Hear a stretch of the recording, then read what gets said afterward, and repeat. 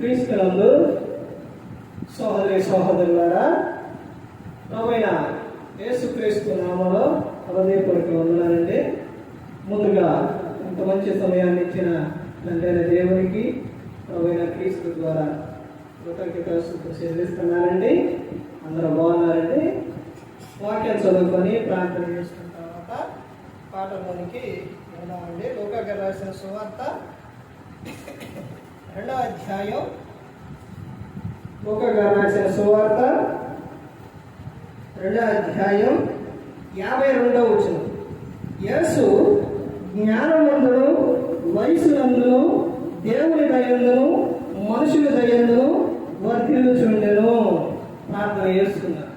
పరలోకమందున్న మా తండ్రి, పరిశుద్ధ ప్రేమ గల తండ్రి, గొప్ప తండ్రి, యెహోవా తండ్రి, మీ ప్రియ కుమారుడు యేసుక్రీస్తు ప్రభువారి ద్వారా కృతజ్ఞతలు చెల్లిస్తున్నాను నాయన. ఈ ఆరాధన క్రమంలో మీరే నడిపించండి నాయన. వాక్యం బోధించుండగా ఈ లోక సంబంధమైన జ్ఞానంతో కాకుండా మీ జ్ఞానంతో మాట్లాడే భాగ్యం దయచేస్తారని మా ప్రభువైన యేసుక్రీస్తు నామమున వేడుకుంటున్నాం తండ్రి. ఆమేన్. ప్రభువైన యేసుక్రీస్తు నామములో హృదయపూర్వక వందనాలండి. దేవుని కుమారుడు యేసుక్రీస్తు ప్రభువు ఈ లోకానికి వచ్చిన తర్వాత పరలోక రాజ్యం సమీపిస్తుంది కనుక మారు మనసు పొందమని ప్రకటింప మొదలుపెట్టాడు. అంశం పాఠం పేరు ఏంటంటే, ఓ మనిషి నీ పుట్టుక ఎందుకో తెలుసా?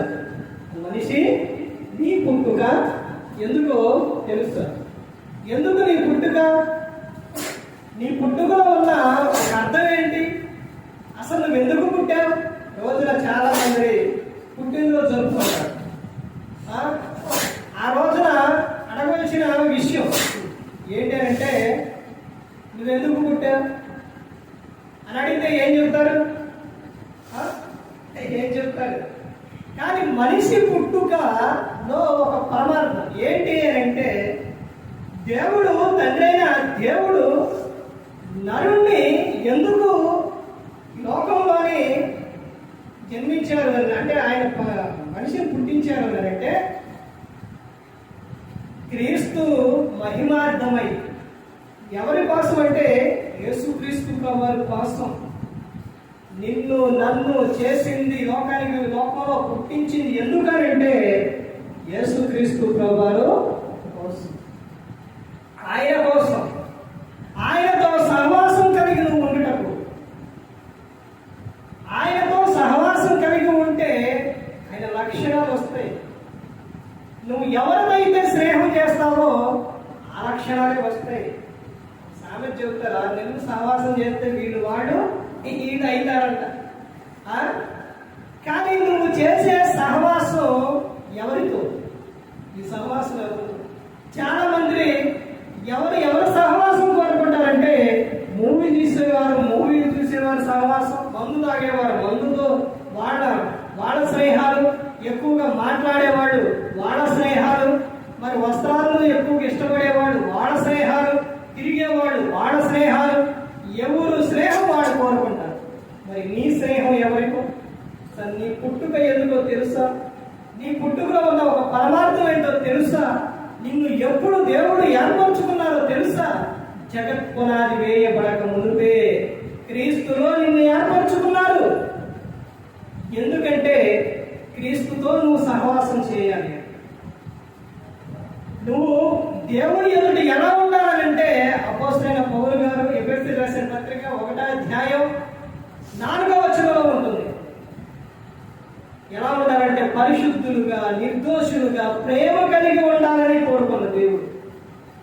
యేసుక్రీస్తు ప్రభువుతో సహవాసం చేస్తే ఆయన ఎలా ఉన్నారో ఇక్కడ చెబుతున్నారు కదా. యేసు జ్ఞానమందును వయసునందును దేవుని దయందును మనుషుల దయందును వర్ధిల్లుచుండెను.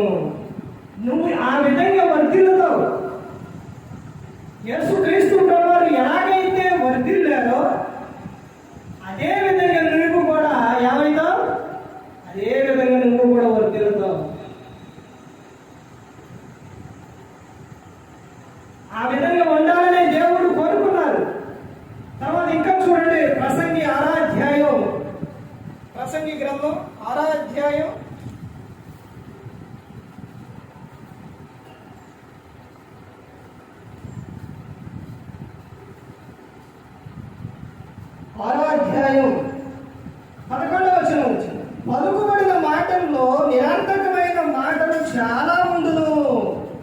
మనిషి మాట్లాడే మాటల్లో ఏమిటి అంట? చాలా నిరర్థకమైన మాటలు ఉంటాయంట. వాటి వలన నరులకు ఏమి లాభం?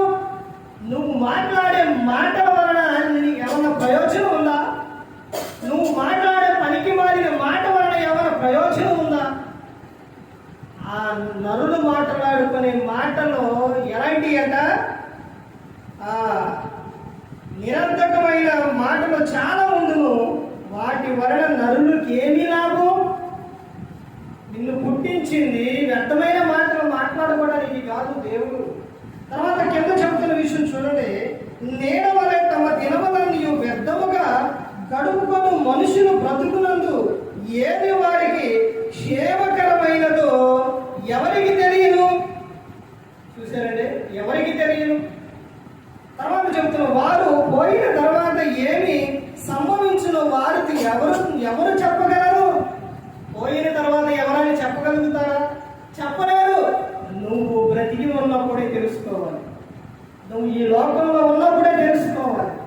అలా తెలుసుకోకుండా నువ్వు నీ ఇష్టానుసారంగా జీవిస్తే చాలా ప్రమాదం. తర్వాత చెబుతున్న విషయం చూడండి, ఇంకా ముందుకెళ్తే సామెతలు 16వ అధ్యాయం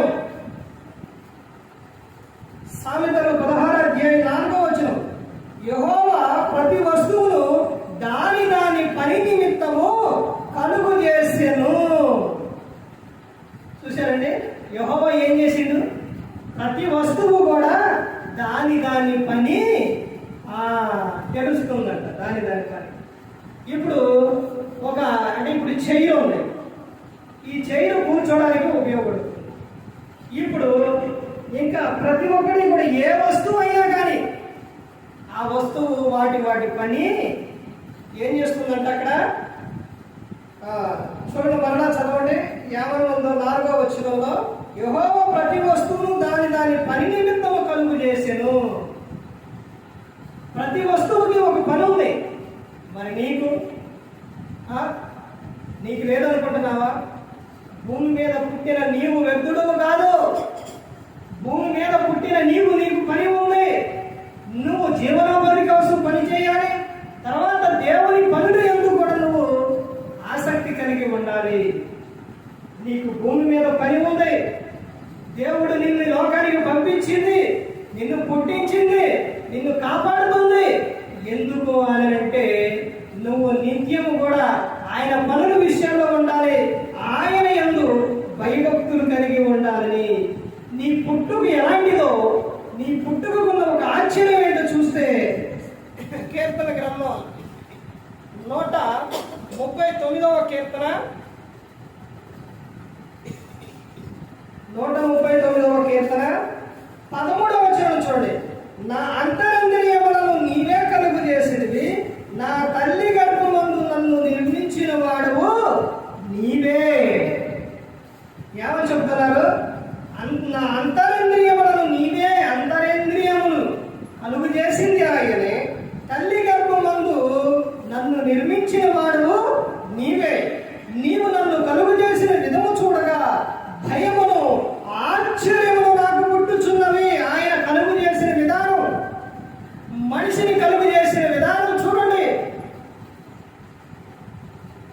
ప్రతి ఒక్క అవయవానికి కూడా ఒక్కొక్క పని ఉంది.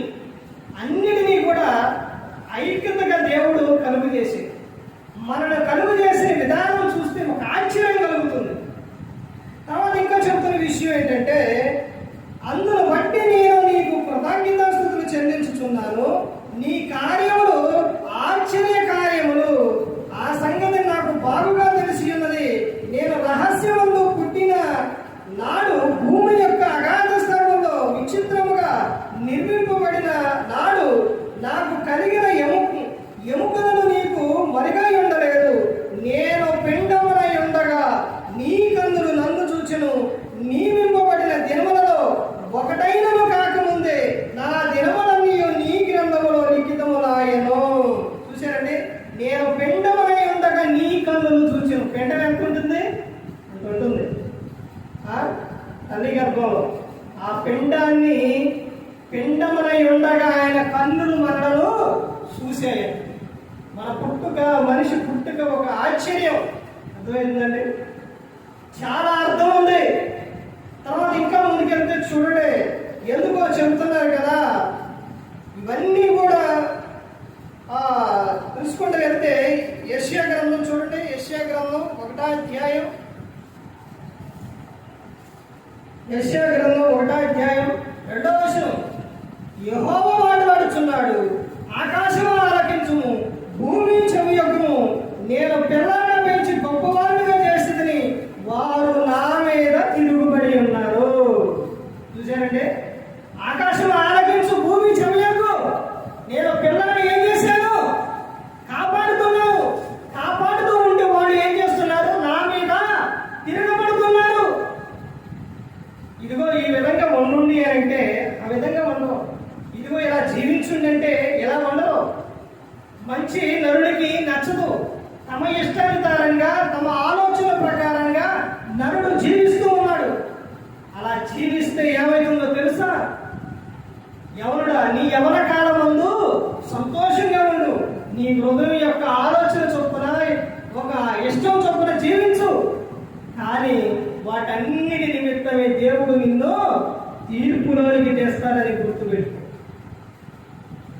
ఇక్కడ చెబుతున్న విషయం ఏంటి? దేవుని మీద ప్రజలు తిరగబడుతున్నారు. దేవుని మాట వినట్లేదు. ఆయన పిలుస్తుంటే రావట్లేదు. ఇదిగో ఇలా వండుడి అని చెబితే వాళ్ళు నరులు ఇలా జీవించడం లేదు. అలా జీవించకపోతే చాలా ప్రమాదం అండి. ఇర్మియా గ్రంథం 6వ అధ్యాయం చూడండి ఏం చెప్తున్నారు. ఇర్మియా గ్రంథం 6వ అధ్యాయం 10వ వచనం.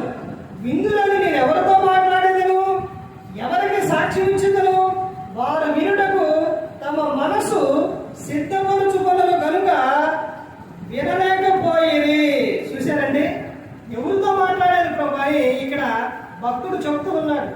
ఎవరితో మాట్లాడాలి నేను? ఎవరికి చెప్పాలి? వారు ఏం చేస్తున్నారంట? ఎవరికి సాక్ష్యం ఇచ్చేదను, వారు వినుటకు తమ మనసు సిద్ధపరుచుకొనరు కనుక వినలేకపోయింది. వారి మనస్సు కఠినమైపోయింది. వారు వినరు.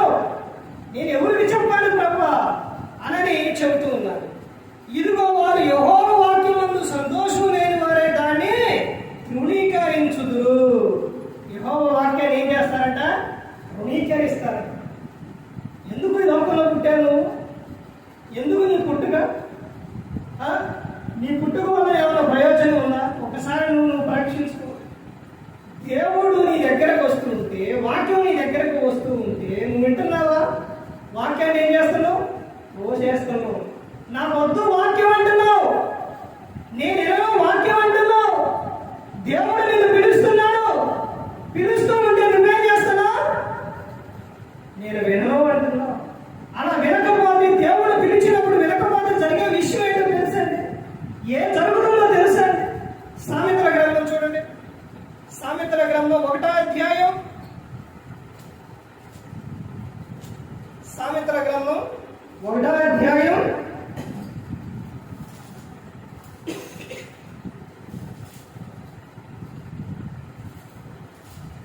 23వ వచనం. నా గద్దింపు విని తిరుగుడి, ఆలకించుడి, నా ఆత్మను మీ మీద కుమ్మరించుదును, నా ఉపదేశం మీకు తెలిపెదను, నేను పిలవడం మీరు వినకపోతే. చూశారండి, దేవుడు పిలుస్తుంటే ఏం చేస్తున్నారంట? వినకపోతున్నారంట. దేవుని మాట వింటే ఎలా ఉంటుందో తెలుసండి? దేవుని మాట వినకపోతే ఏం జరుగుతుందో తెలుసండి? ఇక్కడ చెప్తున్న విషయం ఏంటో చూడండి. కాబట్టి మీకు అపాయం కలిగినప్పుడు నేను నవ్వేదను, మీకు భయం వచ్చినప్పుడు నేను అపహాస్యం చేసేదను. భయం మీ మీదకి తుఫాను వలె వచ్చినప్పుడు, సుడి గాలి వచ్చినప్పుడు, మీకు అపాయం కలిగినప్పుడు, మీకు కష్టమును దుఃఖమును ప్రాప్తించినప్పుడు నేను అపహాస్యం చేసేదను. అప్పుడు వారు నన్ను కూర్చి మొరపెట్టుదురు కానీ నేను ప్రత్యుత్తరం ఇయ్యకుందును. నన్ను శ్రద్ధగా వెతికిదరు కానీ వారికి నేను కనబడకుందును. చూశారండి, నీకు అపాయం వచ్చినప్పుడు ఏం చేస్తారంట? నీకు అపాయం కలిగినప్పుడు నేను నవ్వేదను అని చెప్తాను. రక్షించే ఆయన. కానీ నువ్వు ఆయన మాట వినట్లేదు. ఆయన పిలిచినప్పుడు నువ్వు రావట్లేదు. ఇంకా చూడండి, ఇంకా ఏం చెప్తున్నారు? జ్ఞానం వారికి అసహ్యమాయను, యెహోవా యందు భయభక్తులు కలిగి ఉండుట వారికి ఇష్టం లేకపోయేను. పిలిచినప్పుడు ఎందుకు రావట్లేదు? ఎందుకు రావట్లేదు అని అంటే వారికి ఏం లేదంట, ఇష్టం లేదంట. తర్వాత చెబుతున్నారు, నా ఆలోచన వినలేకపోయిరి, నా గద్దింపును వారు కేవలం తృణీకరించిరి.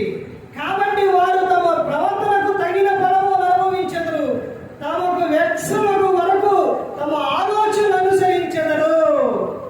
అంటే వారి ఆలోచన వారికి ఎక్కసమయ్యే వరకు తిరుగుతూనే ఉంటారు, అలాగే జీవిస్తారు, దేవుని యొద్దకు రారండి. తర్వాత ఇంకా చెబుతున్నారు కదా, జ్ఞానము లేని వారు దేవుని విసర్జించి నాశనమగుదురు, బుద్ధిహీనులు క్షేమము కలిగినదని మైమరిచి నిర్మలమగుదురు. నా ఉపదేశమును అంగీకరించు వాడు సురక్షితముగా నివసించును, వాడు కీడు వచ్చునన్న భయం లేక నెమ్మదిగా ఉండును. అర్థమైందండి? ఉపదేశాన్ని ఆయన పిలిచినప్పుడు కానీ నువ్వు రాకపోతే నీకు అపాయం వచ్చినప్పుడు ఆయన నవ్వెదరు, నీకు ఆపద వచ్చినప్పుడు నువ్వు పిలిచిన శ్రద్ధగా వెతికినాడిన ఆయన నీకు దొరకదు. కానీ ఆయన మాట విని ఆయనకు లోబడితే, ఆయన ఉపదేశం ఉంటే నువ్వు నీ జీవితకాలం అంతా కూడా సురక్షితముగా సంతోషముగా ఉంటావు. దేవుని విషయాల్లో, దేవుని మందిరం విషయాల్లో చాలా జాగ్రత్త కలిగి ఉండాలి. ఒకటి, దేవుడు మన హృదయంలో ఆయన నివసించాలని కోరుకుంటారు. ఆ హృదయాన్ని, ఆ మందిరాన్ని జాగ్రత్తగా ఉంచుకోవాలి. ఆ తర్వాత మనందరూ కూడుకొని దేవుణ్ణి ఆరాధించేదే దేవుని మందిరం. ఆ విషయంలో కూడా జాగ్రత్త కలిగి ఉండాలి. ప్రతి ఒక్కటి కూడా ఏదైనప్పటికీ కూడా చాలా జాగ్రత్త కలిగి ఉండాలి. బైబిల్ గ్రంథంలో ఒక రాజు ఉన్నారు. ఆ రాజు తమ ఇష్టానుసారంగా, నేను రాజును కదా అని తమ ఇష్టానుసారంగా జీవించిండు. దేవుని మందిరంలో ఉన్న వస్తువులు తాను తీసుకెళ్ళి ఏం చేసిండు? తన వ్యర్థానికి వాడుకోండు. చూడండి ఆ విషయం దానియేలు గ్రంథం చూడండి ఎలా ఉంటుందో. దానియేలు గ్రంథం 5వ అధ్యాయం 1వ వచనం నుంచి చూడండి. రాజుకు బెల్షస్సరు తన అధిపతులలో 1000 మందికి గొప్ప విందు చేయించి ఆ 1000 మందితో కలుసుకొని ద్రాక్షారసం తాగుతుంది. నువ్వు విందు చేసుకున్నావు, చేసుకో. 1000 మంది కాకపోతే ఇంకొక 1000 మందిని పిలుచుకో. నువ్వు విందు చేసుకున్నావు, విందులో ఆనందించు, సంతోషించు. కానీ ఇతను చేసిన తప్పేంటో తెలుసండి? దేవుడు పుట్టించింది నువ్వు విందులు చేసుకోవడానికా, వినోదాలు చేసుకోవడానికా, నువ్వు నీ ఇష్టానుసారంగా జీవించడానికా, త్రాగడానికా? అందుకేనా నిన్ను ఈ లోకంలో దేవుడు నిన్ను పుట్టించింది, నిన్ను కాపాడుతుంది, నీకు గాలినిచ్చి, నీరునిచ్చి, అన్ని ఇచ్చి, సమస్తాన్ని ఇచ్చి నిన్ను కాపాడుతుంది. ఎందుకు దేవుడు? నువ్వు నీ ఇష్టానుసారంగా జీవించడానికా, ఎలా పడితే అలా జీవించడానికా? ఈ రోజున ఎక్కడ చూసిన విందులు, వినోదాలు, త్రాగడాలు, డ్యాన్సులు ఎంత భయంకరంగా జీవిస్తున్నారండి. ఈ రాజు ఏం చేస్తాడంట? 1000 మందితో విందు చేస్తుంది. తాగేవాడికి, విందు చేసేవాడికి దేవుడు అంటే ఏమై ఉంటుంది? ఈ రాజు కూడా అదే భయం లేదు. లేకపోగా ఏం చేస్తున్నాడో చూడండి. బెల్షస్సరు ద్రాక్షరసం తాగుచుండగా తాను తన అధిపతులను, తన రాణులను, తన ఉపపత్నులను వాటిలో ద్రాక్షరసం పోసి త్రాగునట్లు తన తండ్రి యొక్క నెబుకద్నెజరు యెరూషలేముని ఆలయంలో నుండి తెచ్చిన వెండి బంగారు పాత్రలు తెమ్మని ఆజ్ఞాపించెను. ఎక్కడంట? ఎవరంట? నెబుకద్నెజరు. ఇతనెవరు? బెల్షస్సరు. నెబుకద్నెజరు ఎవరు? తండ్రి. బెల్షస్సరు కొడుకు. ఈ కొడుకు విందు చేస్తూ తండ్రి నెబుకద్నెజరు యెరూషలేములోని అక్కడ దేవాలయంలోని వస్తువులు అక్కడ పెడితే వీళ్ళు తీసుకొచ్చి ఏం చేస్తుందంట అంటే ఆజ్ఞాపించిందంట. ఇదిగో మా నాన్న చేసిని, మా నాన్న తెచ్చిని ఎక్కడున్నాయి? మందిరంలో ఉన్న, ఏది తీసుకురండి. ఒక్కసారి దేవుని మందిరానికి ఇచ్చిన తర్వాత